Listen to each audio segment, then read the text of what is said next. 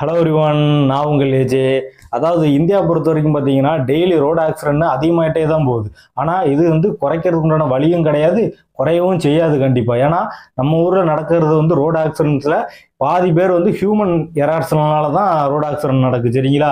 மற்றபடி machine errors ரொம்ப ரேராகவே தான் நடக்குது. மேக்ஸிமம் ஹியூமன் எரர்ஸ், அப்படி இல்லைன்னா நாய் குறுக்க ஏதாவது ஆன்டி குறுக்க ஏதாவது கிளை குறுக்க இல்லை எவனாவது கெல்ட்டு பைய குறுக்க வந்துட்டான், இல்லை மாடு முட்டிட்டு ரோட்டில் மாடு படுத்து கிடந்துச்சு, இப்படிங்கிற மாதிரி நிறைய, அதாவது தேவையில்லாத விஷயங்கள், அது மற்ற நாட்டில் எந்த விஷயங்கள்லாம் நடக்காதோ அந்த மாதிரி பல விஷயங்கள் இந்தியாவில் மட்டும் நடக்கக்கூடிய விஷயங்கள் இங்கே பல இருக்குது, சரிங்களா? இந்த வீடியோவில் இந்தியாவில் ஏன் ரோடு இப்படி இருக்கு, இந்தியாவில் டெய்லி எவ்வளவுக்குள்ள ஆக்சிடென்ட் நடந்துகிட்டு இருக்கு, அதுல எத்தனை பேர் சாகுறாங்க, எதனால இந்த மாதிரி ரோடு ஆக்சிடென்ட்ஸ் அதிகமா நடக்கு, அதுக்கு யாரு காரணம், எல்லாத்தையும் தெளிவாக அந்த வீடியோல பார்க்கலாம். அது மட்டும் இல்லாம நான் 2-3 தடவை ஸ்கூட்டியில போய் விழுந்திருக்கேன், அதோட கதையும் கொஞ்சம் ஃபன்னாகவே இருக்கும். என்னால் முடிஞ்ச அளவுக்கு கொஞ்சம் ஸ்டாண்டப் காமெடி மாதிரி பேச ட்ரை பண்ணியிருக்கேன். ஃபர்ஸ்ட் எனக்கு எப்படி ஆக்சிடென்ட் நடந்தது அப்படிங்கிறத நான் சொல்கிறேன், சரிங்களா? ஒரு நாள் இப்படித்தான் ஸ்கூட்டி எடுத்துட்டு பக்கத்தில் இருக்கக்கூடிய பைபாஸ் ரோட்டில் நான் போய்கிட்டு இருந்தேன். திருநெல்வேலி மாவட்டத்துக்கு போயிட்டு திருப்பி வரும்போதுன்னு நினைக்கிறேன். ஆமாம், அப்படி வந்துகிட்டு இருக்கும்போது திடீர்னு ஒரு ஸ்கூட்டி தான், இத்தனைக்கும் ஒரு 125 தான் பார்த்துக்கோங்க, ஒரு 8 வருஷத்துக்கு முன்னாடி வாங்கின ஒரு பைக் தான், பழைய பைக்கு. வேகமாக வந்துகிட்டு இருந்தேன், அதாவது ஒரு 60 இல்லைன்னா ஒரு 70 கிட்ட வந்திருப்பேன்னு நினைக்கிறேன். பைபாஸ் ரோடு தானே, வேகமாக வர்றதுல என்ன பிரச்சனை இருக்கு, எல்லாம் 100-150ன்னு போய்கிட்டு இருக்காங்க அப்படிங்கிற கணக்கில் நான் பாட்டுக்கு அசால்ட்டாக நான் பாட்டுக்கு வந்துகிட்டு இருந்தேன். எந்த ஊருன்னு சரியா தெரிலங்க. ஐ திங்க் அது மொரப்பநாடு பக்கத்துல ஏதோ ஒரு ஊர், இல்ல மொரப்பநாடு தானு சரியா எனக்கு ஞாபகம் இல்லை, 8 வருஷம் முன்னாடி சரியா ஞாபகம் இல்லை. அந்த ஊருக்கு முன்னாடி வந்துகிட்டு இருக்கும்போது ஊரை தாண்டி ரொம்ப தூரம் தள்ளி ஒரு பேரிகேட் வச்சிருந்தாங்க. பைபாஸ்ல எவனா பேரிகேட் வைப்பானான்னு தெரியல, சரி ரைட்டு, அப்படி வைக்கிற மாதிரி இருந்தாலும் ரோடு ஒன் சைடு ரோடு தான், லெஃப்ட் சைடு தான் போகுது. ஊர் வர்றதுக்கு முன்னாடியே தானே அந்த பேரிகேடை வச்சிருக்கணும். இவங்க என்ன பார்த்தா ரோட்டை தாண்டி ஒரு 200-300 மீட்டர் தாண்டி பேரிகேட் வச்சிருக்காங்க. நான் அந்த பேரிகேடு கிட்ட வந்தோன்னு சரி ஸ்லோ பண்ணுவோம் அப்படிங்கிற கணக்குல வேகமா வந்துகிட்டு இருந்தேன். முன்னாடியே அந்த ஊர் வந்துட்டு அப்படிங்கிறதுனால லைட்டா தாங்க ஸ்லோ பண்ண, ஒரு 80-90ல போய்கிட்டு இருப்பேன், லைட்டா தான் ஸ்லோ பண்ணி போய்கிட்டு இருந்தேன். 70ல போய்கிட்டு இருக்கும் போதே திடீர்னு அந்த ஊருக்குள்ள இருந்து ஒரு நாய் குறுக்க வந்துட்டு என்ன செய்யணும்னு தெரியல. ஸ்கூட்டி வேற பாத்தீங்களா, பெரிய பைக்கா இருக்கு, இல்ல ஏபிஎஸ் இருக்கு பைக்ல அப்படின்னா முடிஞ்ச அளவுக்கு நம்மளால கண்ட்ரோல் பண்ண முடியும். சப்போஸ் அது கீழே விழுந்தாலும் லைட்டா பிரேக் பிடிச்சு நிப்பாட்டி முடிஞ்ச அளவுக்கு வண்டி நிற்கக்கூடிய ஸ்டேஜ்ல கீழே உளுந்து கிடப்போம், அது வேற, சரிங்களா? இது பெரிய பைக்கு. ஸ்கூட்டி நான் ஓட்டிக்கிட்டு இருந்ததுனால ஒண்ணுமே செய்ய முடியல. பிரேக் அடிச்ச உடனே ஃபுல்லா பிரேக்கை பிடிக்க தோணுச்சு, வேற வழி இல்லை. அதே மாதிரி நான் பிடிச்சேன். சடன் பிரேக் அடிச்சதுனால வண்டி கவுத்து விட்டுட்டு நானும் கீழே போய் கிடந்தேன். உளுந்து உருண்டு பரண்டு ஒரு முள்ளுக்காட்டு பக்கத்துல போய் கிடக்க வேண்டியதாக போயிட்டு, வேற வழியே இல்லை. இது காரணம் யாரு? நானா இல்லை என் பைக்கா? இல்ல குறுக்க வந்த அந்த நாயா? நாய் குறுக்க வருது, அதுவும் பைபாஸ் ரோட்ல குறுக்க வருது, அதுக்கு யாரு காரணம்? மக்களா, இல்ல வண்டி ஓட்டு போற நம்மளா, இல்ல அரசாங்கமா?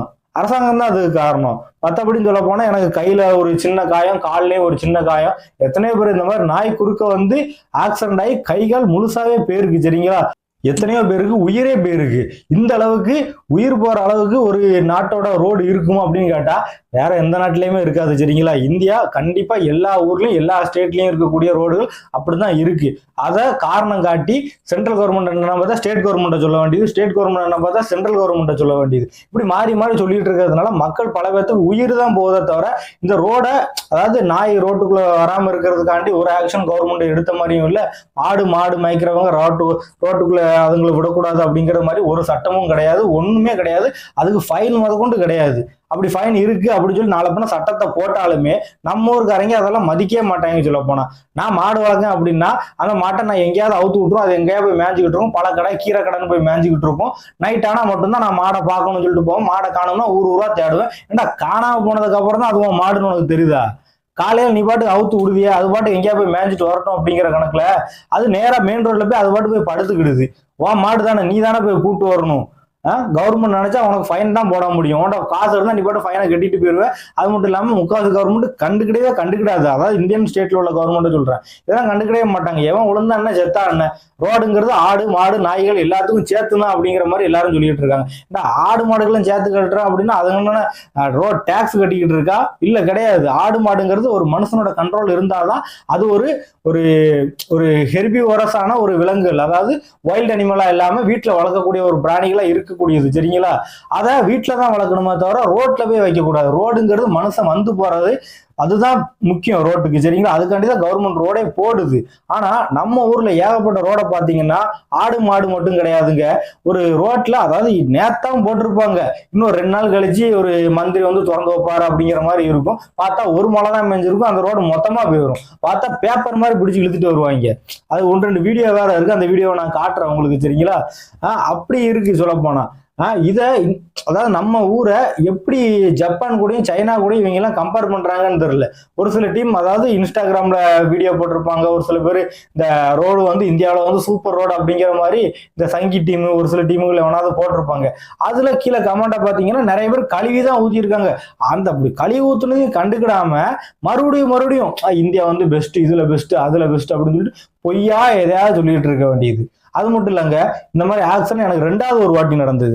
அது எப்படின்னா, ஒரு எங்க போயிட்டு வந்தோம், எங்கேயோ ஒரு வாட்டி போயிட்டு வரும்போது, ஐ திங்க் அநேகமா கன்னியாகுமரின்னு நினைக்கிறேன். கன்னியாகுமரி போயிட்டு நாங்க நாகர்கோவில்ல இருந்து அப்படியே திருநெல்வேலி வழியா வந்துகிட்டு இருக்கும்போது, திருநெல்வேலி சிட்டி பக்கத்துல வரும்போது என் ஃப்ரெண்ட் ஒருத்தன் தான் பைக் ஓட்டிக்கிட்டு இருந்தான். அப்படி ஓட்டிகிட்டு இருக்கும்போது அவன் அதுக்கு முன்னாடியே சொன்னான் ஒரு நாள், அதுக்கு முன்னாடி ஒரு 2-3 மாசம் இருக்கும்னு நினைக்கிறேன். அப்பயே சொன்னான், மச்சான் நான் இப்பதான் மச்சான் பைக் ஓட்ட கத்துக்கிட்டேன் அப்படின்னா. சரி ரைட்டு மச்சான், நீ பைக் நல்லா தான் ஓட்டுற. கன்னியாகுமரி ட்ரிப்புக்கு ஒரு 2-3 மாசத்துக்கு முன்னாடி அப்போ அவன் சொன்னான், மச்சான் வேகமா போ, நல்லா கத்துக்கிட்டேன் மச்சான், இந்த எப்படி சட்டுன்னு திருப்புறதுன்னு எனக்கு தெரிய மாட்டேங்குது, சரியா எனக்கு சொல்லித்தாயேன் அப்படின்னா. நானும் சரி இப்படி பண்ணு மச்சான், அப்படி பண்ணு மச்சான் அப்படின்னு சொல்லிட்டு நானும் ஓட்டிக்கிட்டு, நானும் பைக்கை வாங்கி நான் ஓட்டினதுக்கப்புறம் நான் ஓட்டிக்கிட்டு இருக்கும்போது இப்படி பண்ண வச்சா அப்படி சொன்னேன். அவனும் சரி நல்லா புரிஞ்சுக்கிட்டான். அதுக்கப்புறம் அவனும் வண்டி ஓட்டிக்கிட்டு இருக்கும்போது ஓட்டும் போது அவனுக்கே தெரிஞ்சுட்டு, சொன்னதை வச்சு ஒன்றும் அவன் கத்துக்கிடல, சரிங்களா? அவனா ஓட்ட பழகி கடைசியில ஒரு 2 மாசம் கழிச்சு நல்லா டேன் பண்ண கத்துக்கிட்ட மச்சான், நல்லா படுக்க போட கத்துக்கிட்ட மச்சான். யார் இருந்தாலும் சரி, வண்டி முன்னாடி வேகமா போய்கிட்டு இருக்க சட்டு நிப்பாட்டினாலும் சரி, பக்கத்துல போய் படுக்கப்பட்டு எஞ்சி போயிருவோம் மச்சான் அப்படின்னா. சரி மச்சான், நீ நல்லா வண்டி ஓட்ட கத்துக்கிட்ட, ஒன்றும் பிரச்சனை இல்லை, அப்போ நீ லைசன்ஸ் எடு அப்படின்னு சொல்லிட்டு லைசன்ஸ் கூட எடுக்காம நாங்க பாட்டுக்கு கன்னியாகுமரி போயாச்சு. ஏன்ட்ட லைசன்ஸ் இருக்கு, ஆனா ரிட்டர்ன் வரும்போது அவன் தான் வண்டி ஓட்டிட்டு வந்தான், சரிங்களா? கொஞ்சம் தூரம் பைபாஸ்ல வண்டி ஓட்டிட்டு வந்தான். அதுக்கப்புறம் சிட்டி வந்துட்டு, சிட்டிக்குள்ள வரும்போது வண்டி மெல்ல ஓட்டிட்டே வந்தான். கொஞ்ச நேரம் கழிச்சு வேகம் எடுத்துட்டான்.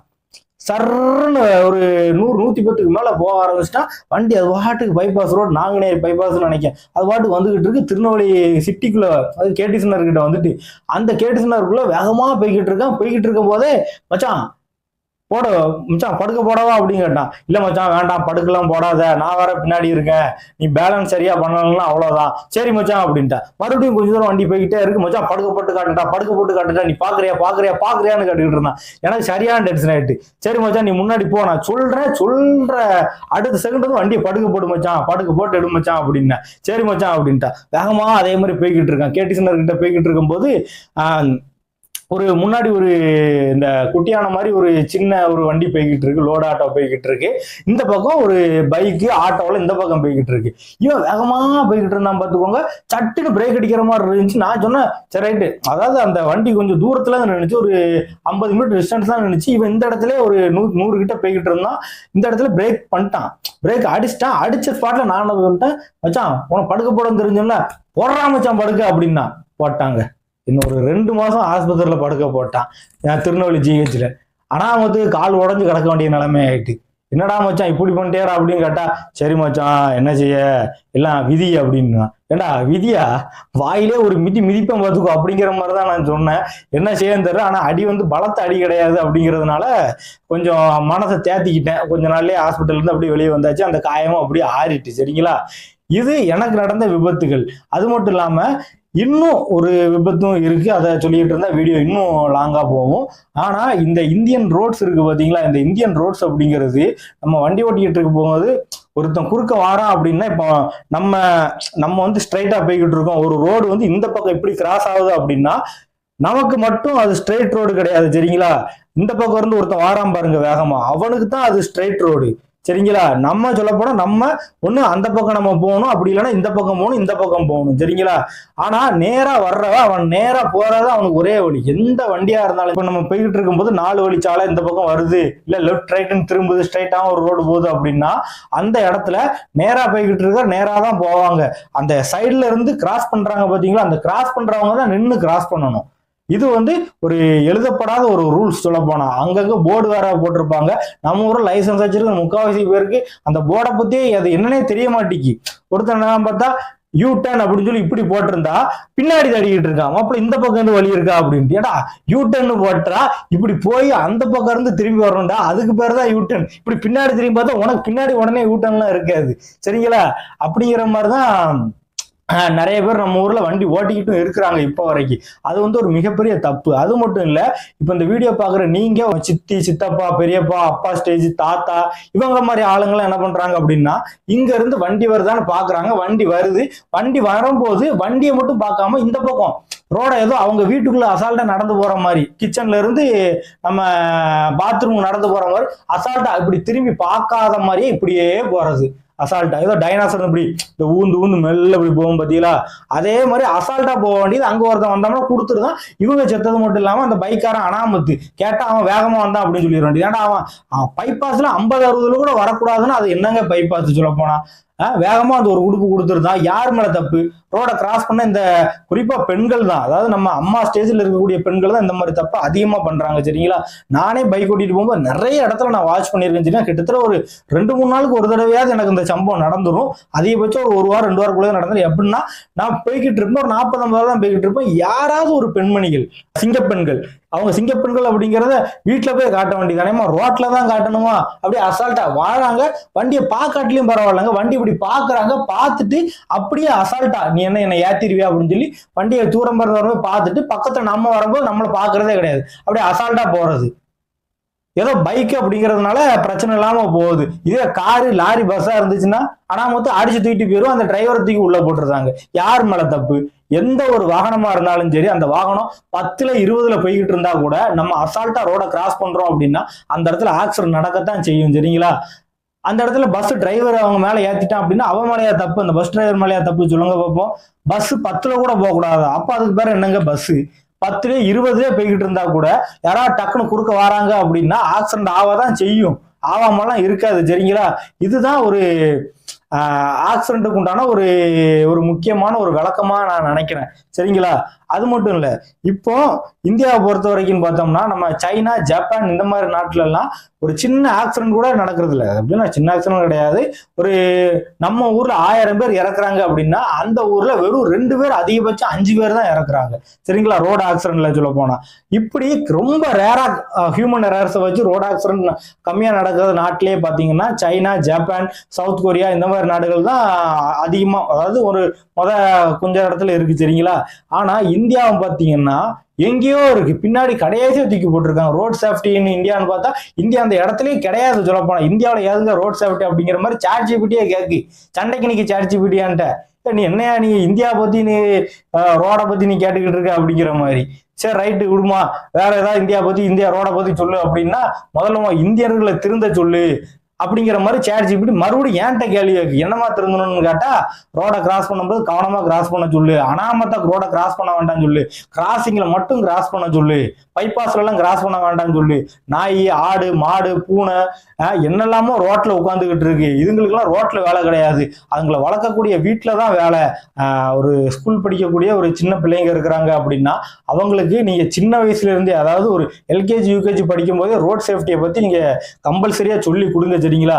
என்ன பொறுத்தவரை தெருவுல கூட அனாமத்தை ஒருத்தவங்க வேகமா வருவானு, குடிச்சு போட்டு வேகமா வருவானுங்க. நம்ம பிள்ளைங்க அந்த தெருவில் அந்த பக்கம் இந்த பக்கம் நடமாடிக்கிட்டு இருக்கும். திடீர்னு நம்ம வீட்டு பிள்ளைங்க வெளியே ஓடி ஒரு சும்மா ஜாலிக்கு விளையாண்டுக்கிட்டு அந்நேரம் பார்த்து எவனா ஒருத்தன் பைக்கை குறுக்க கொண்டு வந்து ஏற்றுவான். இந்த மாதிரி நிறைய சம்பவம் நடக்க வாய்ப்பு இருக்கு. அதனால உங்க வீட்டு பிள்ளைங்க யாரா இருந்தாலும் சரி, அது எல்கேஜி படிக்கிற பிள்ளைங்கள இருந்து 12th ஸ்டாண்டர்ட் படிக்கிற பசங்க வரைக்கும் யாரா இருந்தாலும் சரி, அவங்களுக்கு வந்து ரோட் சேஃப்டியோட அந்த விழிப்புணர்வு வந்து கம்மியா தான் இருக்கும். சரிங்களா? அதனால முடிஞ்ச அளவுக்கு இந்த வீடியோ நீங்க பாத்துட்டீங்க அப்படின்னா நான் சொன்னது எல்லாத்தையும் அவங்க கிட்ட ஷேர் பண்ணுங்க. நான் சொன்னது ஃபன்னாவே இருந்தாலும் அந்த ஃபன்னா இருக்க பின்னாடி நீங்க யோசிச்சு பாருங்க. நான் 2 இடத்துல விழுந்ததா நான் உங்கள்கிட்ட சொல்லியிருப்பேன். அந்த 2 இடத்துல விழுந்து எனக்கு கை கால் போயிருந்துச்சு அப்படின்னா இப்ப இந்த இடத்துல என்னால உட்காந்து பேசிட்டு இருக்க முடியாது. இதேதான் நாளைக்கு உங்களுக்கும் நடக்கலாம், எனக்கும் நடக்கலாம், யாருக்குனாலும் நடக்கலாம். சரிங்களா? டெய்லி இந்தியாவை பொறுத்த வரைக்கும் ஆக்சிடென்ட் நடந்துட்டு தான் இருக்கு. ஆக்சிடென்ட்டை குறைக்கவே முடியாது. அது மட்டும் இல்ல,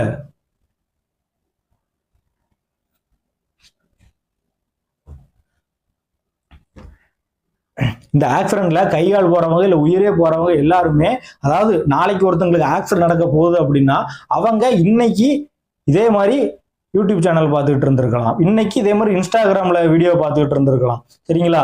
இன்னைக்கு சந்தோஷமா இருந்திருக்கலாம் அவங்க ஃபேமிலியோட, என்ன வேணா எப்படி வேணாலும் பண்ணி இருந்திருக்கலாம் அவங்க. ஆனா நாளைக்கு இன்னாரும் பார்த்தோம்னா அந்த மாதிரி ஆளுங்க உயிரோட இருக்க மாட்டாங்க.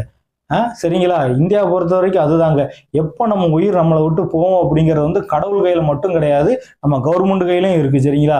ஒரு கவர்மெண்ட் நினைச்சா ஒரு ரோடை, அதாவது ஒரு கவர்மெண்ட் மனசு வைக்காம அந்த ஒரு ரோட்டை வந்து கண்டுக்கிடாம விட்டுட்டாங்க அப்படின்னா அந்த ரோட்ல நடக்கக்கூடிய எத்தனை உயிரிழப்புகள் இருந்தாலும் சரி, அது ஒன்னா இருந்தாலும் சரி, இல்ல ஒரு நாய் பூனையா இருந்தாலும் சரி, இல்ல 100-200 மனுஷங்களா இருந்தாலும் சரி, சரிங்களா? அதுல எத்தனை பேர் இறந்தாலும் அதுக்கு மொத்த காரணமும் கவர்மெண்டா தான் இருக்கும், சரிங்களா? ரோடு விஷயத்துல வந்து ஒரு மோசமான ஒரு நாடு. நீ எப்போ ரோட்டு பக்கம் நம்ம போறோம் அப்படின்னா அம்மா கையவோ அப்பா கையவோ விட்டுறவே கூடாது. அப்பா உன் கையை விட்டா கூட நீ என் கையை விடக்கூடாது அப்படின்னு சொல்லி உங்க பிள்ளைங்கிட்ட மனசுல, அதாவது ஆள் மனசுல பதிகிற மாதிரி நீங்க பேசுங்க. அப்பா அம்மா பேசினாதான் பெத்த பிள்ளைங்களோட மனசுல போய் பதியும், சரிங்களா? இப்ப நினைக்கிறேன் இந்தியாவோட ரோட் கண்டிஷனை பத்தி நான் உங்களுக்கு தெளிவா சொல்லியிருக்கேன். முடிஞ்ச அளவுக்கு நான் சொன்னதெல்லாம் கொஞ்சம் ப்ராக்டிக்கலாக யோசிச்சு பாருங்க. வீட்டில் இருக்கிறவங்கள அனாமத்துக்கு தேவையில்லாம வெளியவோ ரோட்லேயே விடாதீங்க. உங்களோட ஃப்ரெண்ட்ஸ் அண்ட் ஃபேமிலி யாராக இருந்தாலும் சரி அவங்ககிட்ட சொல்லுங்க, குறிப்பாக பெரிய மனுஷங்கிட்ட சொல்லுங்க, இந்த மாதிரி ரோடை கிராஸ் பண்ணும்போது கவனமாக கிராஸ் பண்ணுங்க, சும்மா அசால்ட்டாக கிராஸ் பண்ணாதீங்க. ஒரு வண்டி வருது அப்படின்னா அவன் பார்க்க, ஒரு சில வண்டிகள் வந்து பார்க்க ரொம்ப ஸ்லோவாக தான் வர்ற மாதிரி இருக்கும், ஆனால் ரியாலிட்டியில் அவன் வந்து 100க்கு மேலே கூட வந்துகிட்டு இருக்கலாம். அது பசங்களுக்கு தெரியும், ஏன்னா பைக் ஓட்டுற பசங்களுக்கு தெரியும். அவன் வந்து ஒரு தூரத்துல இருந்து ஒரு 1/2 கிலோமீட்டருக்கு அந்த பக்கம் இருந்து ஒருத்தன் வாரான் அப்படின்னா அவங்க இங்க இருந்து பாக்குறப்ப பசங்களோட கணிச்சிட முடியும், வந்து இத்தனை கிலோமீட்டர் வேகத்துல வாரான், அப்ப நம்ம இவ்வளவு சீக்கிரத்துல கிராஸ் பண்ணணும், இல்லைன்னா கிராஸ் பண்ணியே கூடாது, அவங்க நம்மளை கிராஸ் பண்ணி போனதுக்கு அப்புறம் நம்ம ரோட கிராஸ் பண்ணிக்கூடும் அப்படின்னு சொல்லி ஒரு பையனா இருந்து ஈஸியா கணிச்சிருவோம். ஆனா அந்த பொண்ணுகளையோ இல்ல நம்ம அம்மா ஸ்டேஜ்ல இருக்கிறவங்க இல்ல பாட்டியோ தாத்தாவோ அவங்களால கணிக்க முடியாது, சரிங்களா? அதனால அவங்க என்ன பண்ணுவாங்கன்னா வண்டி தூரமா தான் வந்துட்டு இருக்கு, நம்ம கிராஸ் பண்ணிடுவோம் அப்படின்னு சொல்லிட்டு மனசுல பயம் இருக்கிறதுனாலதான் வண்டி இப்படி பார்க்கவே மாட்டாங்க. இப்படி ஒரு தடவை பார்த்துட்டு அதுக்கப்புறம் தலை வந்து அந்த ரோட கிராஸ் பண்றதுக்கு தான் இருக்குமே தவிர மறுபடியும் இந்த பக்கம் பார்க்கவே மாட்டாங்க. ஒரு பய உணர்வு இருக்கத்தான் செய்யுது, ஆனாலும் ஒரு அசால்ட்டு, அந்த அசால்ட்டு தான் இவங்களோட உயிரையும் எடுக்கு, வண்டி ஓட்டிட்டு வர்றவங்களோட உயிரையும் எடுக்கு, சரிங்களா? சரி, ஓகேங்க. தெரிஞ்ச எல்லாத்தையும் சொல்லிட்டேன்னு நினைக்கிறேன். ரொம்ப நன்றி. பார்த்து கவனமா இருங்க, பார்த்து கவனமா ரோட் கிராஸ் பண்ணுங்க. இந்த வீடியோ பிடிச்சிருந்துச்சுன்னா லைக் பண்ணுங்க, ஷேர் பண்ணுங்க, லைக் பண்ணுங்க.